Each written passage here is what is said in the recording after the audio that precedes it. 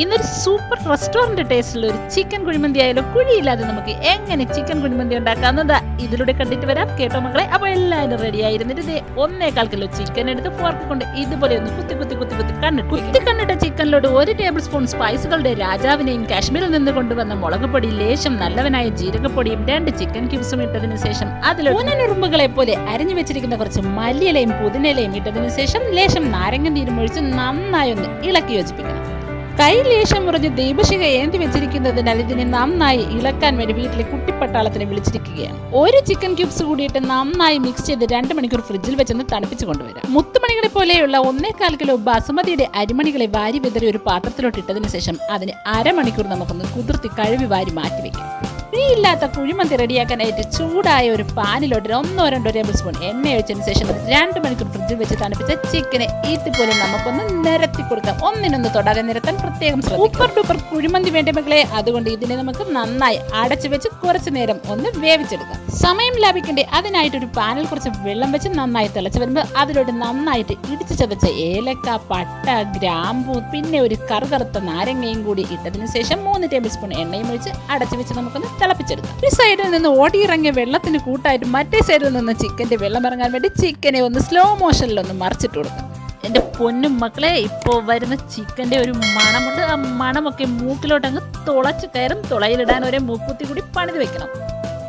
ഇനി നന്നായി കഴുകി റെഡിയാക്കി വെച്ചിരിക്കുന്ന ബസുമതി മണികളെ നമുക്ക് ഇതിലോട്ടൊന്ന് ഇട്ട് കൊടുക്കാം. അതിനുശേഷം അതിനെ നമുക്ക് നന്നായി അടച്ചു വെച്ചൊരു 90% ഒന്ന് വേവിച്ചെടുക്കാം.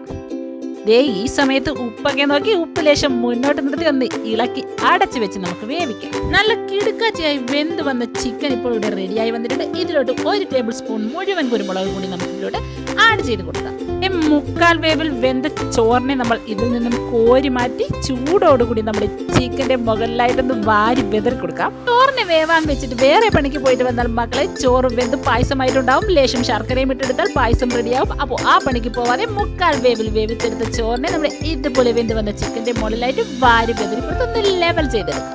ചൂടോടെ വെതറി നമുക്ക് ലെവൽ ചെയ്തത് ഇതുപോലെ ഒന്ന് ചെറുതായിട്ടൊന്ന് അമക്കി കൊടുക്കണം.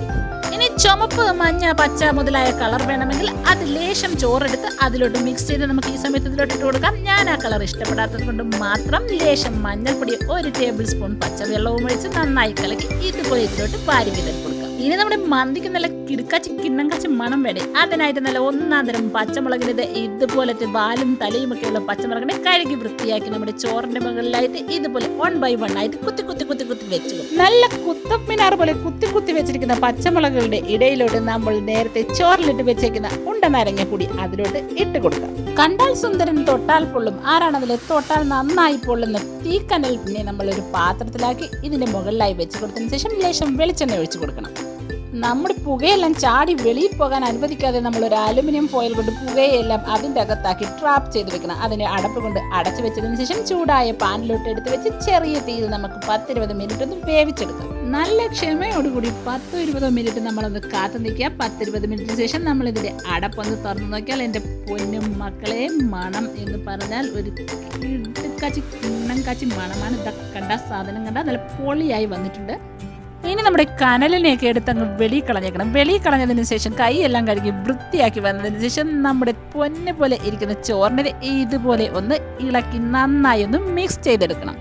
ഒന്നിനൊന്ന് തൊടാതെ നല്ല സുന്ദരൻ ചോറ് ഇവിടെ റെഡിയായി വന്നിട്ട് ചിക്കനെ കണ്ടുപിടിക്കാൻ വേണ്ടി അതിനെ നമ്മളൊന്ന് ചിക്കി ഇളക്കി എടുക്കുമ്പോൾ ചിക്കൻ മുകളിലായി വരുന്നുണ്ട്. ആ ചിക്കനെ നമ്മൾ നുള്ളിപ്പറക്കി ഒരു പാത്രത്തിലോട്ട് വെച്ച് കൊടുക്കണം. നന്നായി കുലുക്കി ഇളക്കി വെച്ചിരിക്കുന്ന ചോറിന്റെ മുകളിലായിട്ട് നമ്മുടെ ചിക്കനെ ഒന്ന് വാരി നിരത്തി വെച്ച് കൊടുത്താൽ എൻ്റെ പൊന്നുമകളെ, സംഗതി ഇവിടെ സൂപ്പർ ഡ്യൂപ്പർ ആയി വന്നിട്ടുണ്ട്. സെർവിംഗ് ഡിഷിലോട്ട് മാറ്റിക്കൊണ്ടുവരാം. അപ്പോൾ നന്നായി വേവിച്ച് നോക്കി ഇഷ്ടമായാൽ തീർച്ചയായും സബ്സ്ക്രൈബ് ചെയ്യാനും ലൈക്ക് ചെയ്യാനും ഷെയർ ചെയ്യാനും ആരും തന്നെ മറക്കല്ലേ എൻ്റെ പൊന്നും മക്കളെ.